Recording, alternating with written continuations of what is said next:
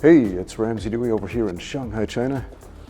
Welcome to another edition of Q&A with the Coach. I'm going to multitask today, do some bag work while I answer your questions. So I got stuff to do today. So, might as well do more than one thing at once. My friend, that guy was asking, hey Ramsey, do you have any thoughts about, what's it called, bigorexia? That's when you think that you're never big enough. You never look aesthetic enough as far as muscle and size and all that. Hope the breathing is not getting in the way of your enjoying this episode of Q&A with the Coach. But yeah, he wants to know what effects bigorexia has on fighters.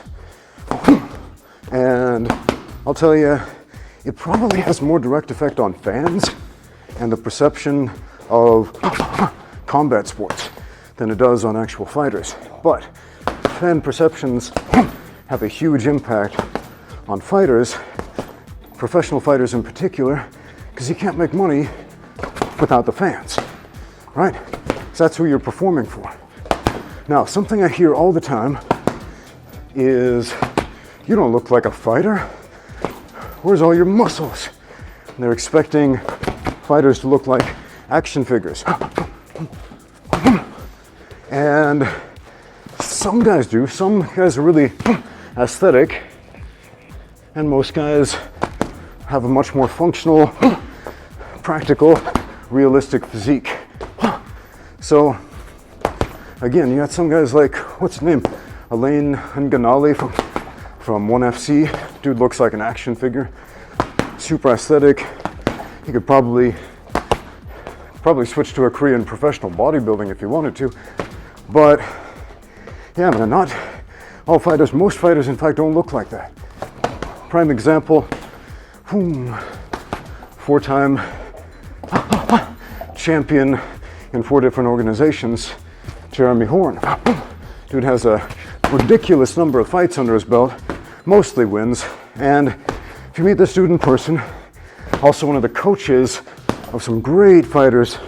He's coached guys like Matt Hughes, you know, back when Matt was on top of the game in the UFC. But you meet Jeremy Horn in person, what does he look like?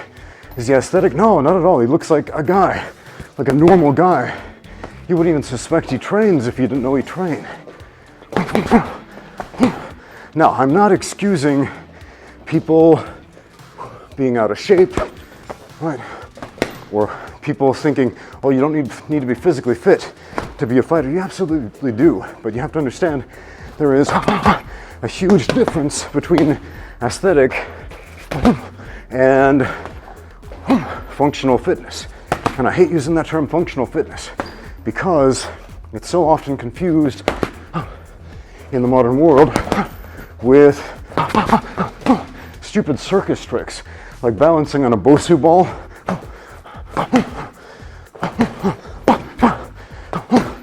You know, silly things that you'll often see personal trainers make their clients do, total junk training. And that is not at all functional fitness or functional strength. Functional strength is, can you move the weight? For example, if you can squat heavy weights, that's functional. If you can deadlift heavy things, that's super functional. It's one of the most functional types of strength there is. Right? But, because that's strength you actually use, and that's strength that carries over into fighting. But it doesn't always make you look aesthetic. It doesn't make your veins pop out necessarily. It doesn't make the muscle striations pop necessarily, right? As well as I come from, the veins, the striations, the aesthetics, that comes from low body fat. It's not even more muscle on your body necessarily, it's lower body fat. So if you have a abnormally low body fat percentage, then you are going to be able to see the muscle striations and the abs and all of this stuff much better than you would otherwise. So a lot of times when guys lose some body fat, they've lost weight, they'll often get this compliment. Oh, dude, you look so much bigger, even though, you know, they're actually smaller.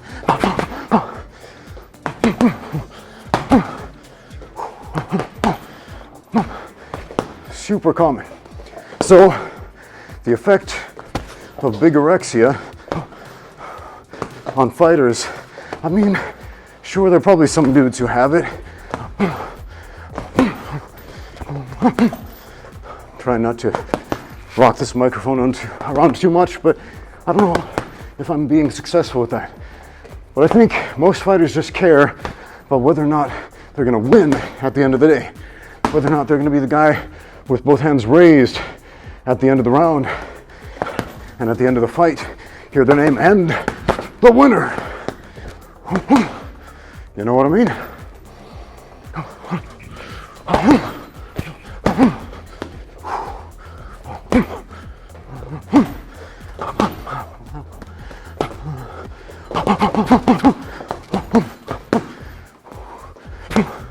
So if these guys are working out all the time in the gym, why don't they look like bodybuilders? Why don't they look like comic book superheroes?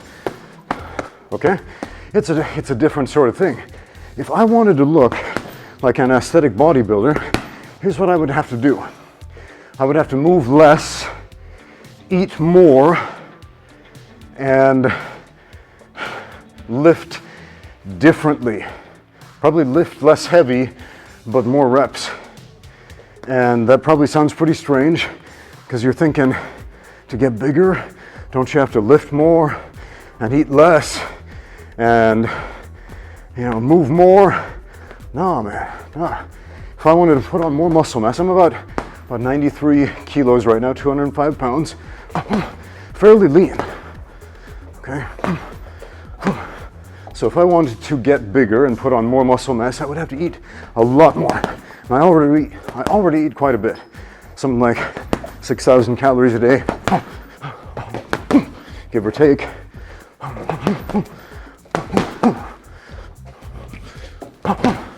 Okay, but I would have to increase that number. And I'd have to take out all these cardio movements like hitting the bag like I'm doing right now, because this is not conducive to putting on extra muscle. This burns calories, and in order to grow, you need calories. You need a caloric excess, a caloric surplus, whatever we want to call that, okay? Let's switch to southpaw. Let's be crazy for a minute. I'm not a natural southpaw, but every time a guy comes into the gym and he says, I'm a right-handed southpaw, we spar, and the first thing I do, I switch to southpaw stance, touch him up a little bit, light him up, you know, nice, not hard, not heavy, and almost always they instantly realize the guy who's not even a southpaw can dance circles around you from a southpaw position. Maybe you're not southpaw, man, maybe you're not.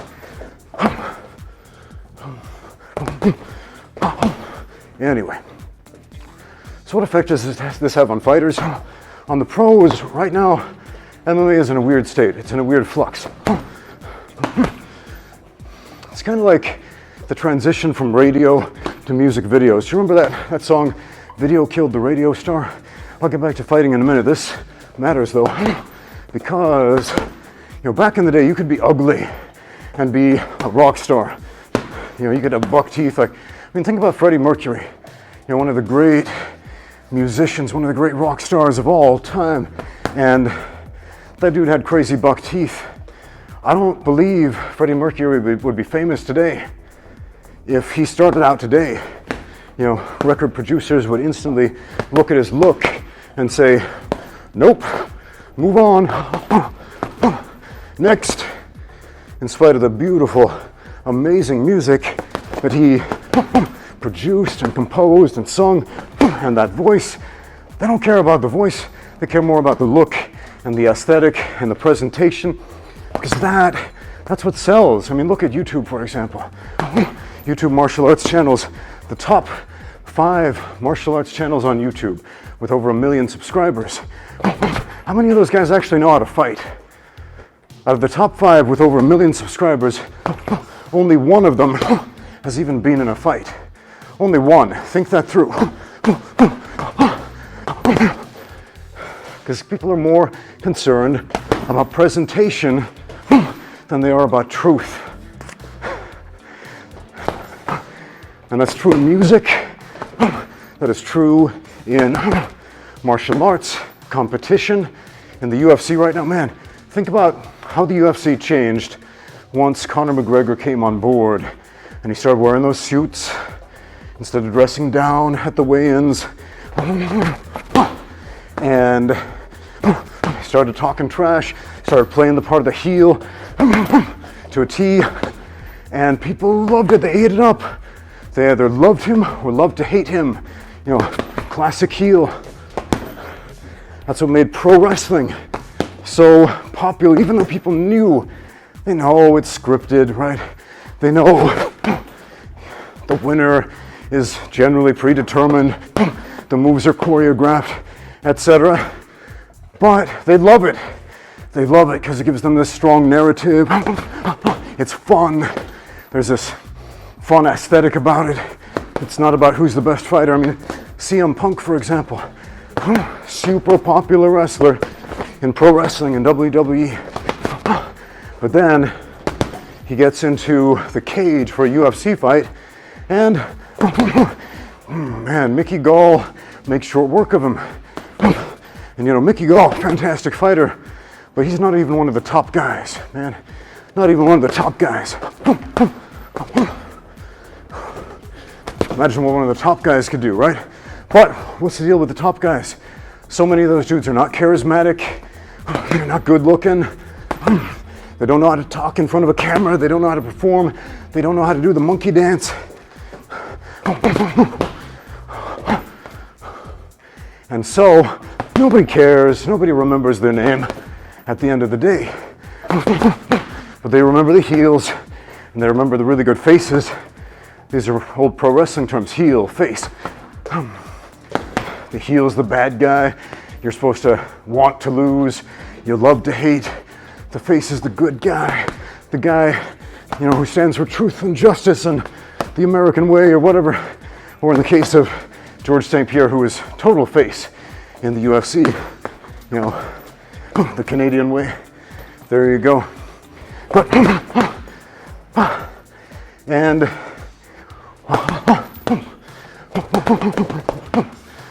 anyway, people love that. They love that narrative. They love that storyline. It's ancient. It resonates with us. We identify with one or the other. We want something to identify with. Identify comes from the Latin idem, meaning the same as. So we look at a guy that we like in the ring, or a YouTuber that we admire on YouTube, and we're not looking at whether or not they can win, how good they are at fighting. We care about whether or not we see ourselves in them. We identify with them. Are we the same as them? Is this guy's sense of humor the same as mine? Can he make me laugh? Is this guy's vibe the same as mine? Could we hang out and be friends in real life? You think? Maybe.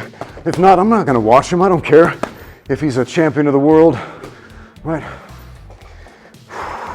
And this sucks. I mean, it sucks for a lot of reasons because, you know, there are some really great, talented people out there.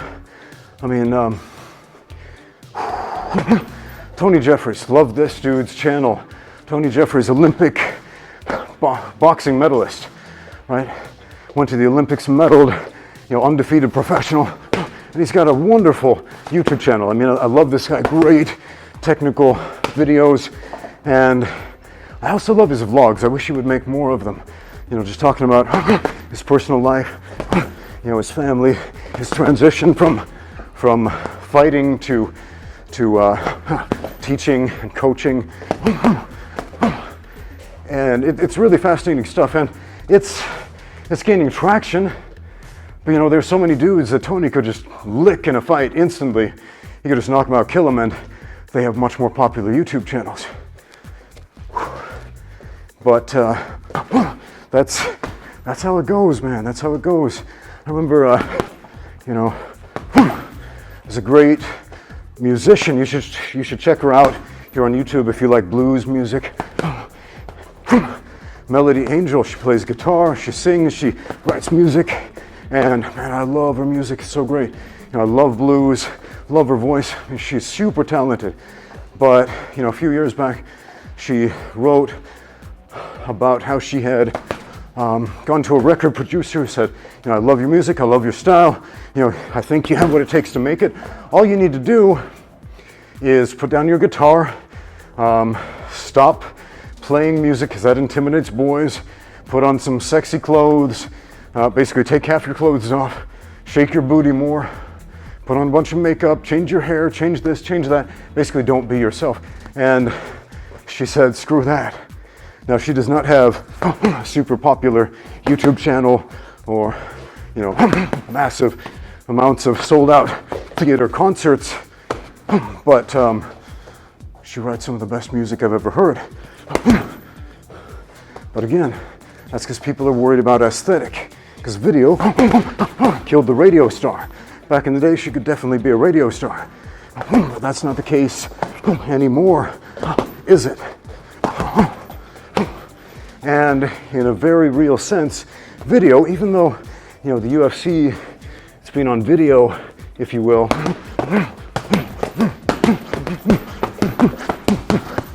since the beginning, we've never had UFC on the radio like boxing was. In a very real way, video of the press conferences, of the social media gatherings, of the stuff that happens outside of the cage has killed the fighter, the real fighter. Think about that for a minute.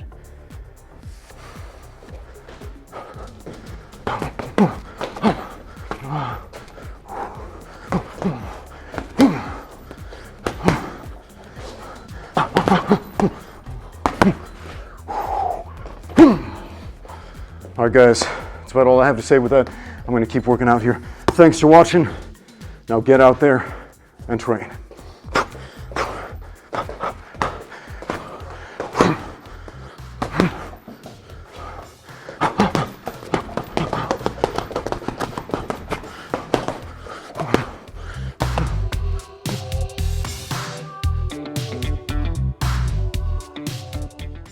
NoGiBJJGear.com is now xmartial.com, serving your needs beyond just no-gi Brazilian Jiu-Jitsu. Now, find brand new equipment for mixed martial arts, kickboxing, Muay Thai, wrestling, and more at xmartial.com. As always, use my code Ramsey10 for 10% off everything on the website. Once again, that's xmartial.com.